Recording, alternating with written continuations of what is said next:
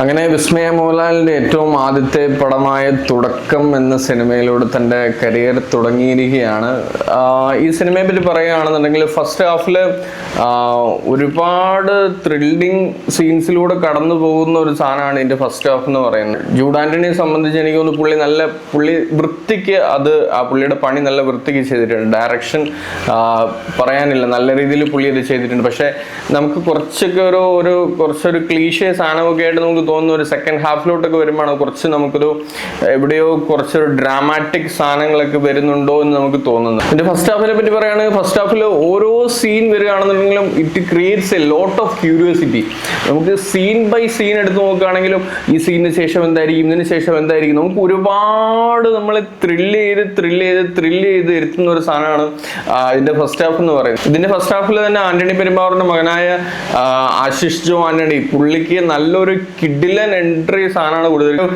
പുള്ളി കുറച്ചൊരു psycho criminal സ്വഭാവമുള്ള ഒരാളാണ്. അങ്ങനെ ഒരാളായിട്ടാണ് ഈ സിനിമയിൽ വരുന്നത്. ആ ഫസ്റ്റ് എൻട്രി തന്നെ പുള്ളിയിലാണ് തുടങ്ങുന്നത്. സിനിമ തുടങ്ങുന്നത് തന്നെ അവിടെയാണ്.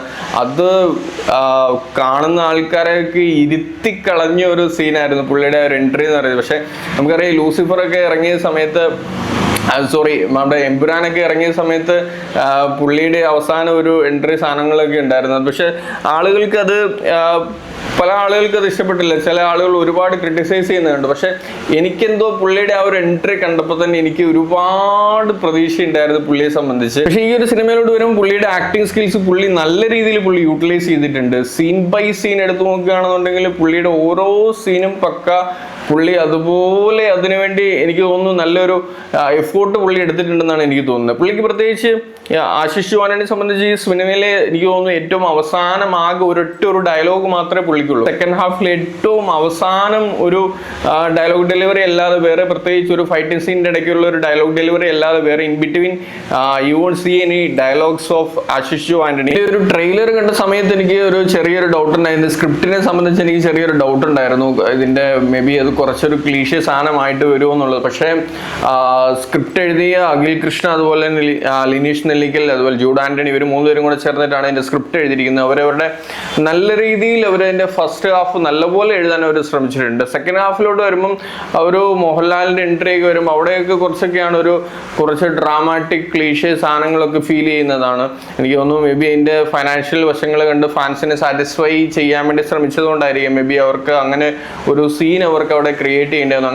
അങ്ങനെ ഒരു രീതിയിൽ ഒരു സംഭാഷണവും കാര്യങ്ങളും ഒക്കെ അങ്ങനെ അവർക്ക് ക്രിയേറ്റ് ചെയ്യേണ്ടി വന്നത്. നമുക്കറിയാം പ്രണവ് മോഹൻലാൽ സിനിമയായ ആദ്യമൊക്കെ ഇറങ്ങിയ സമയത്ത് അവരൊക്കെ മോഹൻലാൽ തന്നെ ഒരുപാട് പഴി കേട്ടിട്ടുണ്ട്.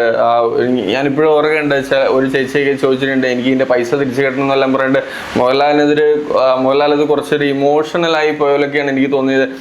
ഞാൻ അവർക്ക് പൈസ ചെലവായെങ്കിലും ഒക്കെ ഞാൻ അവർക്ക് തിരിച്ചു കൊടുക്കാം എന്നുള്ള രീതിയിലൊക്കെ ഒരു പ്രതികരണമൊക്കെ ഉണ്ടായിരുന്നു ആ ഒരു ടൈമിലൊക്കെ. പക്ഷേ ഈ ഒരു സിനിമയെ പറ്റി പറയുകയാണെന്നുണ്ടെങ്കിൽ ഭൂരിഭാഗം ആളുകളും ഒരുപാട് നല്ല അഭിപ്രായങ്ങളാണ് പറയുന്നത്. ആളുകൾക്ക് നല്ല പ്രതീക്ഷയുണ്ട് ഈ ഒരു ചിത്രത്തെ പറ്റി.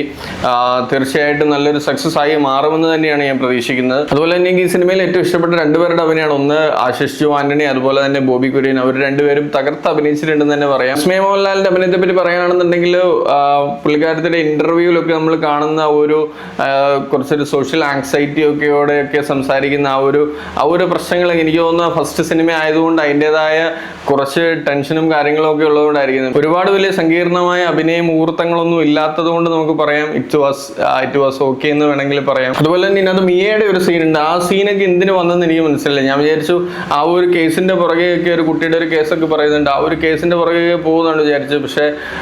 പക്ഷെ സിനിമ കണ്ട് ഇറങ്ങി.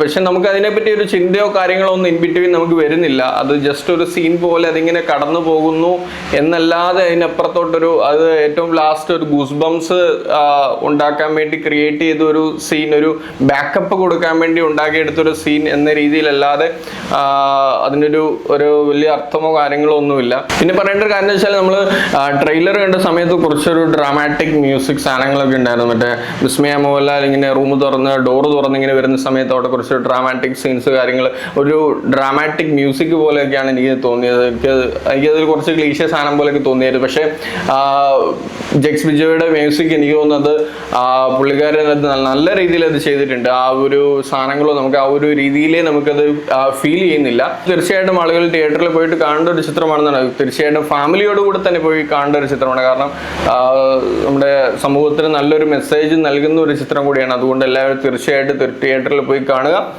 ബൈ.